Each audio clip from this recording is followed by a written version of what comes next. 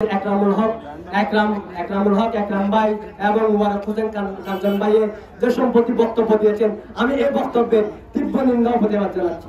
আমি এই রেস্টুরেন্টে বলতে চাই, আমরা কখনো সরল আলমগীর ভাইয়ের বা আমাদের দলীয় যে প্রাথমিক নমিনেশন পেয়েছেন তার শিক্ষাগত যোগ্যতা নিয়ে আমরা কখনো প্রশ্ন তুলিনি। আমরা প্রশ্ন তুলিনি উনি কার সাথে, আওয়ামী লীগের সাথে বিজনেস করতেছেন, ব্যবসা করতেছেন, নাকি বিএনপির সাথে ব্যবসা করতেছেন, আমরা সেটা কখনো তুলে ধরিনি। ইভেন যে আপনি ওনার সাথে যে বিভিন্ন মানুষের যে ওঠা বসা, সেটা নিয়ে আমরা কখনো আলোচনা সমালোচনা করিনি। শেষ পর্যন্ত 5 আগস্টের পর যখন সরল আলমগীর ভাইয়ের একটা বক্তব্য কাটছিট করে যখন সোশ্যাল মিডিয়াতে দিয়েছিল, আমরা তখন এর প্রতিবাদ জানিয়েছিলাম। ধন্যবাদ সবাইকে। আসলে এটা আমার ইউনিয়নের একটা মানববন্ধন, যার কারণে আমার দু একটা কথা বলতে হয়।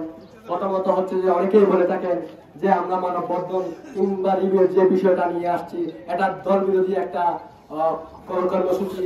আসলে যখন দল সাময়িকভাবে বা প্রাথমিক একটা নমিনেশনের একটা বিষয় তুলে এনেছেন, তখন আমাদের একটা সুযোগ তৈরি হয়েছে, যার কারণে আমরা তৃণমূল থেকে যে আমাদের প্রার্থী আমাদের পছন্দ হয়েছে কি হয় নাই সেটা তুলে ধরার জন্য আমাদের একটা সুযোগ তৈরি হয়েছে।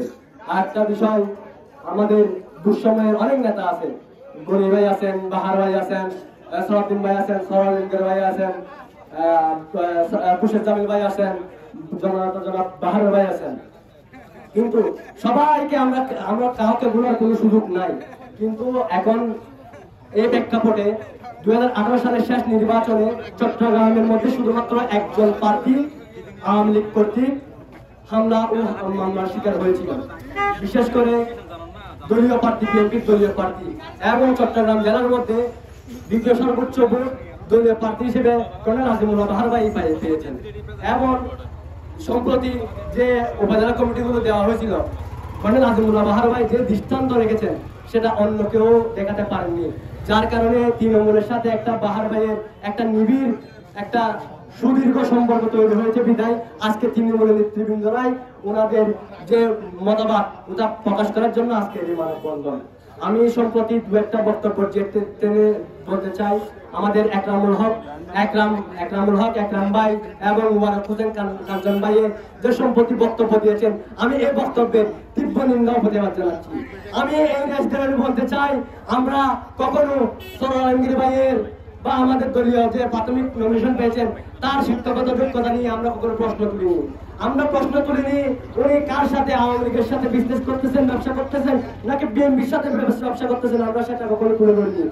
ইভেন যে আপনি ওনার সাথে যে বিভিন্ন মানুষের যে ওঠা বসা, সেটা নিয়ে আমরা কখনো আলোচনা সমালোচনা করিনি। শেষ পর্যন্ত 5 আগস্টের পর যখন সরল আলমগীর ভাইয়ের একটা বক্তব্য কাটছিট করে যখন সোশ্যাল মিডিয়াতে দিয়েছিল, আমরা তখন এর প্রতিবাদ জানিয়েছিলাম। কিন্তু আজকে দেখেন, আজকে একরাম ভাই কিংবা মুবারক হোসেন কাঞ্চন ভাই যে বক্তব্য দিয়েছেন সেগুলো, সেই জন্য আমরা এই বক্তব্যে আমরা আশাহত হয়েছি।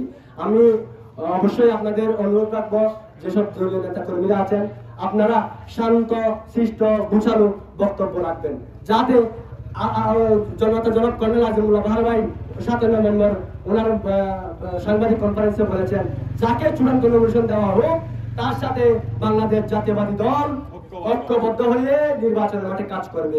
কিন্তু তার আগে আমরা যাতে কোনো বিশৃঙ্খলা বক্তব্য দিয়ে না দিই, আমরা একে অপরের সাথে কাঁধে কাঁধ মিলিয়ে যাতে দানা শীষের পক্ষে প্রচার করতে পারি, এই সুযোগটা আমাদের করে দিবেন। ধন্যবাদ সবাইকে, উপস্থিত সবাইকে। আসসালামু আলাইকুম। বাংলাদেশ জিন্দাবাদ। ধন্যবাদ।